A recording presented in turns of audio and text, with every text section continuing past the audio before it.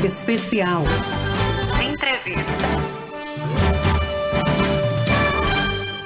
Dor de cabeça, formigamento nos braços, perda repentina da visão, Railson John. Pode ser alguns sinais de que você está tendo um acidente vascular cerebral. Misericórdia, é o famoso AVC. Na linha a gente está com quem entende do assunto, o neurocirurgião Dr. João Gabriel. Doutor, muito boa tarde, bem-vindo ao Tarde Especial de hoje.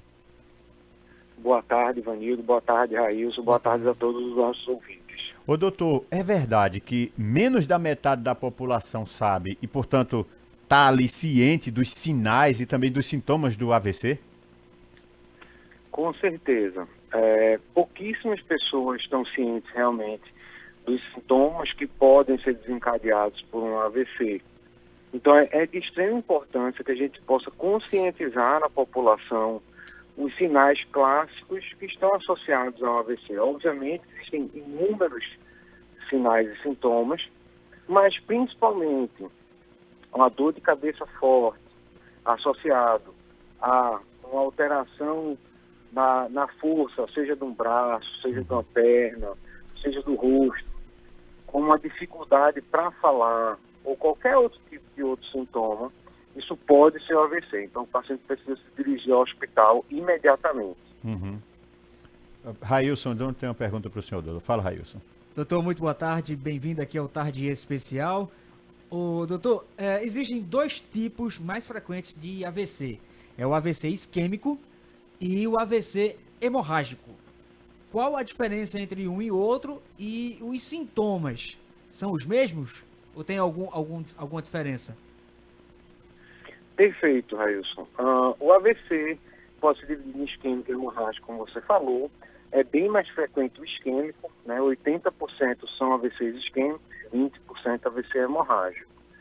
A diferença geralmente está que no AVC hemorrágico o paciente tem dores de cabeça forte, geralmente a pressão do paciente está alta e geralmente o paciente tem um rebaixamento do nível de consciência, ou seja, o paciente fica muito sonolento, ou até pode mesmo entrar em coma.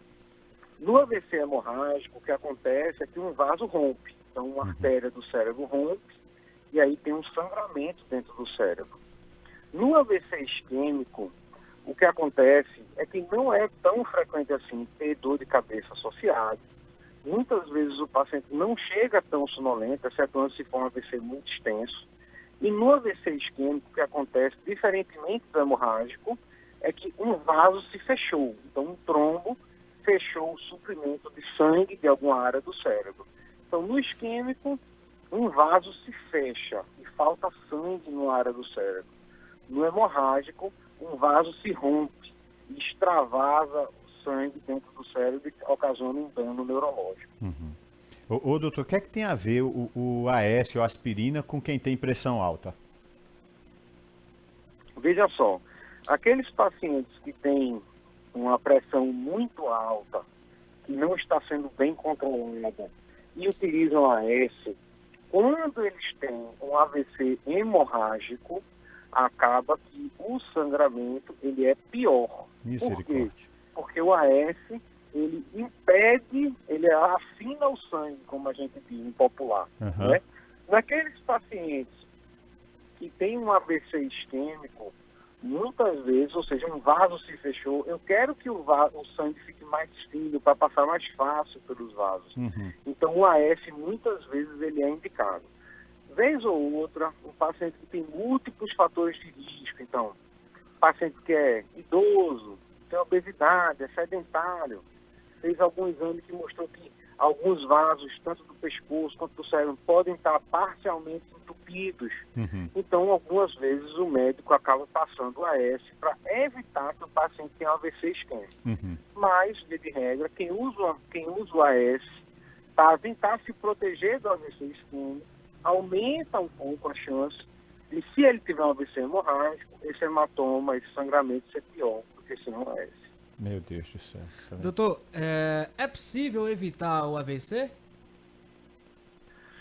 Sim, é possível evitar o AVC, principalmente através de medidas de prevenção, como combate à obesidade, Uhum. combate à pressão alta, que é o principal fator de risco do AVC. Então, ela está sempre controlando a pressão, está sempre no médico. Combate ao diabetes, evitar o sedentarismo, então está fazendo exercício físico. Então, e muitos pacientes que têm um AVC, eles podem ter o que a gente chama de ataque isquêmico transitório. O que é isso? O paciente tem um começo de AVC e depois se recupera por completo. Então, o paciente tem ali um começo de AVC, mas melhorou, não deu bola. E aí foi para casa, não foi para o hospital. Então, muitos desses pacientes que tiveram um começo de AVC, entre aspas, eles vão ter um AVC logo tempo depois. Então, se esses pacientes que têm um ataque isquêmico transitório já procuram um médico, já fazem exames, já detectam fatores de risco para um AVC iminente e consegue tratar esses fatores de risco, a gente com certeza consegue diminuir bastante o risco de AVC. Perfeito. Olha, você que pegou o bonde andando aqui, a gente está conversando com o neurocirurgião, o Dr. João Gabriel, sobre a realidade de prevenção e os cuidados ao AVC, acidente vascular cerebral. Doutor, a gente sabe que tem muitos mitos a respeito dessa questão do AVC, mas dizem que um de cada 4 pacientes que já sofreu AVC vai ter outro. Isso é verdade ou é mito? Sim, isso é verdade, né?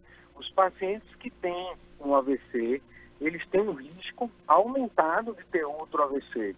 Por isso que é sempre importante a gente identificar o fator de risco para que a gente consiga combater esse fator de risco. Exemplo, o paciente tem uma arritmia no coração, o coração não bate do jeito adequado. A gente detecta isso, existe um remédio que a gente pode botar o coração para bater no ritmo certo.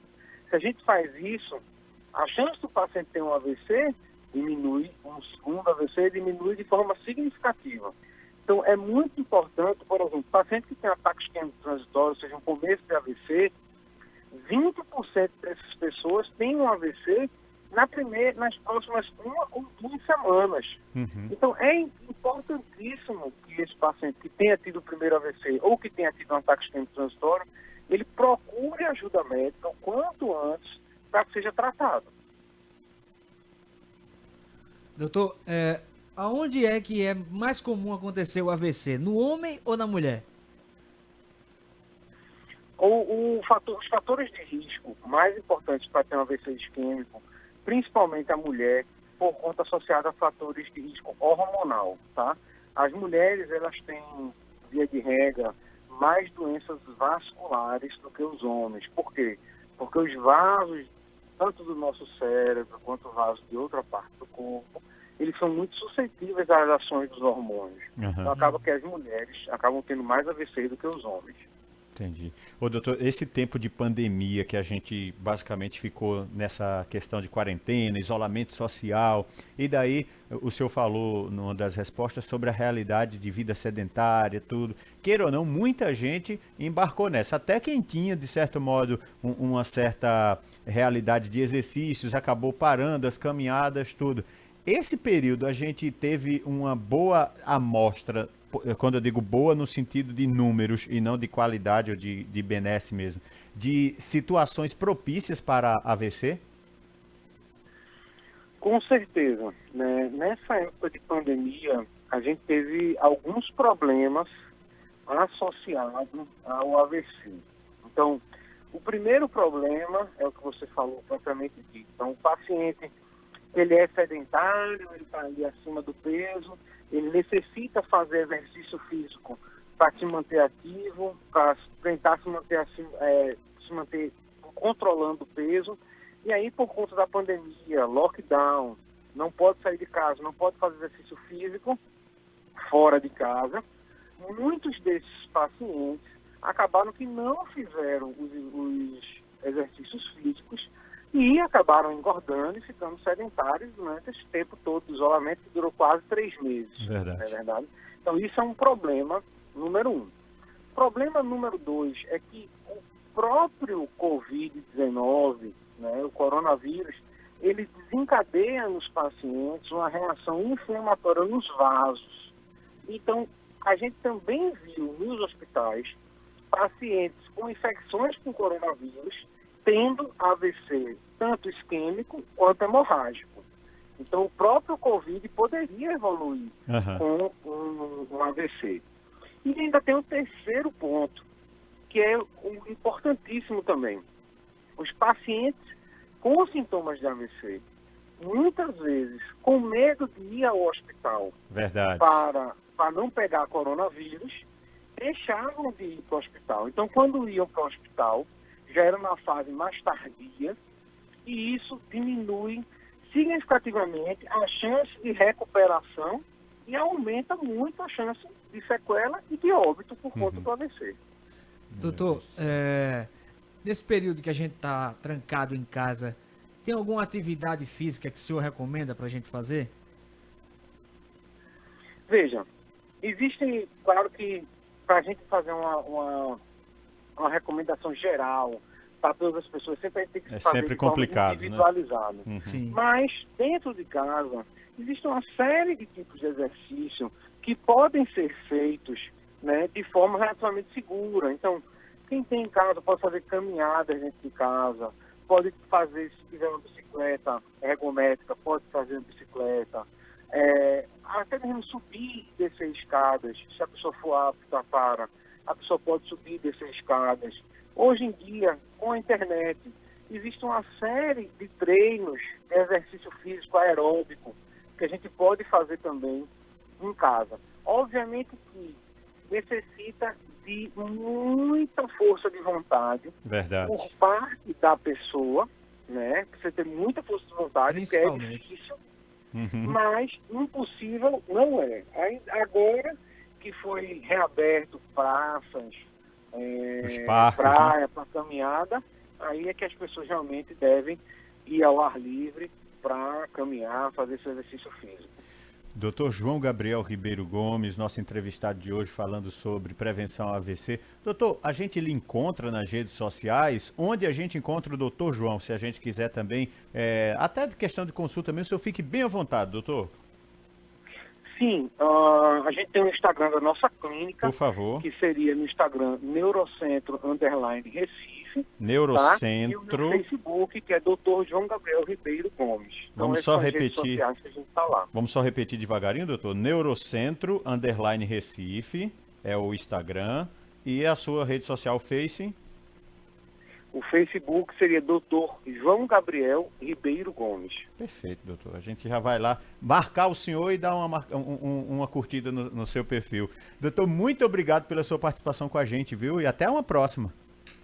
Muito obrigado pelo convite e uma boa tarde a todos.